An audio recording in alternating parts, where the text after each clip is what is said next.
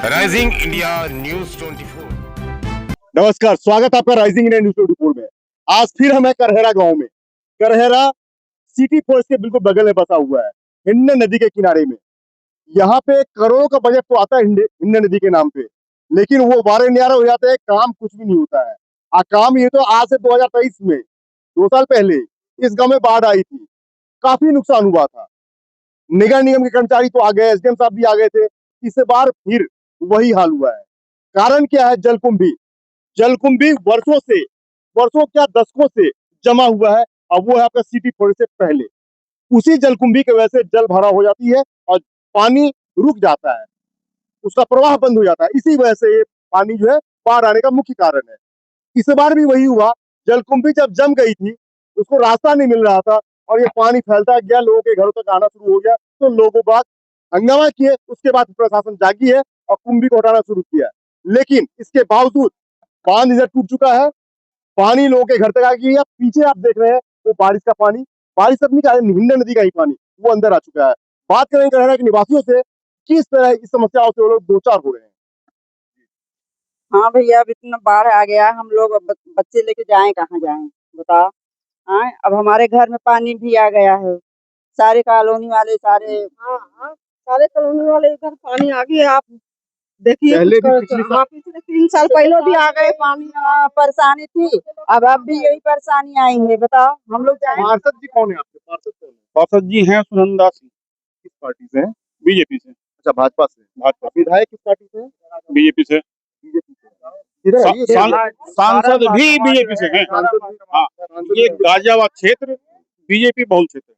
अच्छा, बीजेपी बहुल क्षेत्र है, बहुल क्षेत्र है। इसीलिए ये इतना फायदा हो रहा है। हाँ, समाज ये फायदा हो रहा है समाज का।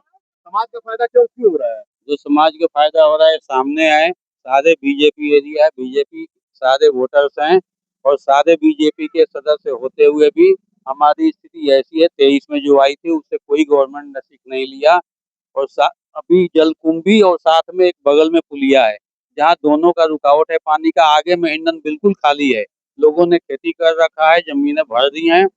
अगर वो सफाई हो जाए और यहाँ पुस्ता बन जाए तो इधर में पूरा क्षेत्र सुरक्षित हो जाएगा। बट इस पे गवर्नमेंट का कोई ध्यान नहीं है। ऐसा लगता है कि बीजेपी से नाता तोड़ना पड़ेगा। अब भाई साहब, भाजपा की पूरी सरकार है, विकास की बात होती है, अद्भुत विकास कहा जाता है, सबका साथ सबका विकास। फिर ये क्या हाल है? विकास विकास बस एक सीवर का लाइन चल रहा है यहाँ पे भी काम।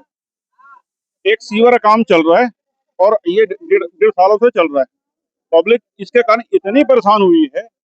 2023 में बाढ़ आई थी यहाँ पे, उससे कोई भी सीख यहाँ का हमारे प्रशासन ने नहीं लिया, कोई भी सीख नहीं लिया। ये पुलिया पिछले बार तोड़ने के बाद हुई, पुलिया तोड़ने के बाद हुई थी और उस पुलिया के चक्कर में जलकुंभी फंस रहे हैं और सारा पानी पूरी कॉलोनी में आ गया। आप क्या नाम है आपका? आप इधर आइए। सर मेरा नाम इधर आइए। मेरा नाम मणिकांत सिंह है। मैं यहाँ पे स्थानीय निवासी हूँ। मैं यहाँ पिछले 8 साल से रह रहा हूँ और जब 2022-23 में जब बाढ़ आई थी 2 मौतें भी हुई थी। ये गली नंबर 8 बिल्कुल बगल में है, जबकि 2 लड़के हमारे जवान लड़कों की मौत हुई थी। उसके बाद भी प्रशासन ने सीख नहीं लिया।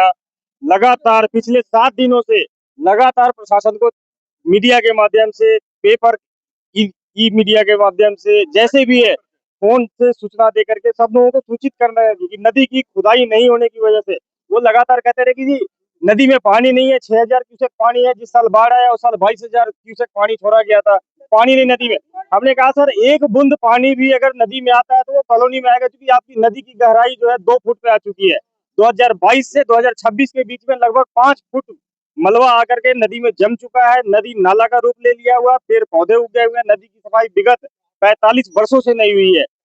हर वर्ष सिंचाई विभाग नदी खनन के नाम पे पैसे की उगाही करते हैं और पैसा 1 रुपया नदी में नहीं लगता है। ऐसी सरकार का हमें करना ही क्या। मैं भाजपा का सच्चा सिपाही हूँ, यहाँ क्षेत्र के लिए लगातार लड़ता हूँ। लेकिन क्या ये लड़ाई इसलिए है? आज ये 20 फीट सीवर खुदा हुआ है, यहाँ पानी चलना स्टार्ट हो जाएगा, ये सारे गड्ढे बन जाएंगे और मौत होना निश्चित है। इस मौत को कोई नहीं रोक सकता है।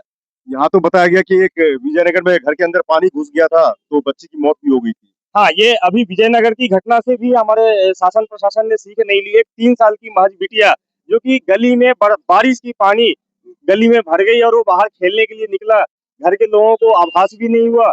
बच्ची वहीं गली के आगे, अपने घर के आगे अपने दम तोड़ दी। प्रशासन जब इस घर के अंदर डूबी। अंदर ही दम तोड़ इस तरह का जो परेशानी हो रही है, कैसे आप लोग जूझते हैं इससे?